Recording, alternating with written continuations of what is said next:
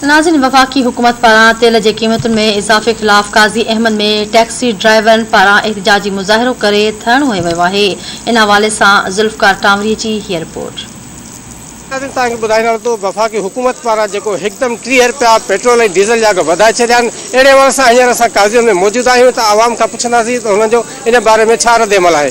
ज़ुल्म असां ग़रीबनि सां ॿुधाए छा कमायूं, कीअं असां घर हलायूं, रोज़ी कयूं। हाणे 180 रुपया लीटर असां त न बेरोज़गार माण्हू असांजा त लाह निकिरी विया। अञा वधाईंदी महांगाई पेट्रोल वधाईंदा आहिनि, असां ग़रीबनि तबाह करे छॾियूं, बर्बाद करे छॾियूं। बाबा 10 लीटर भराईंदासीं, उन जॻह ते दियो 1800 रुपया। हींअर ग़रीब माण्हू किथां पूरो किराए वारे जंहिंखे चऊं था में मोचड़ो हाणे असां किथां पूरी कंदासीं पाछा।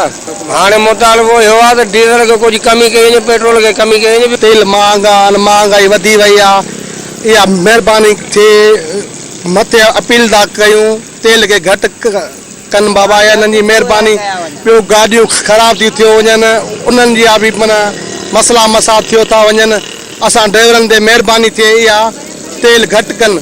पेट्रोल महांगी थियण सां असांजी माना रोज़ी घटिजी वई आहे। अॻ में तेल चढ़ण सां माना किरायो मथे थो थिए, असांखे उहा किरायो कोन थो मिले, उहा मज़ूरी कान थी मिले।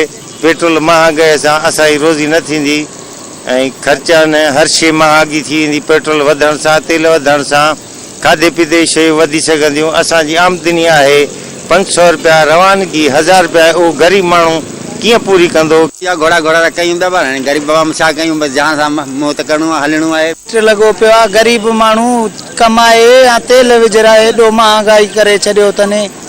कुझु त ख़्यालु करनि। 500 कमायूं था, तेल विझरायूं या घर जे लाइ को राशन पाशन वठी वञूं। कैमरामैन मजीद सैल सां गॾु ज़ुल्फ़कार अली टांवरी, धरती TV न्यूज़, काज़ी अहमद।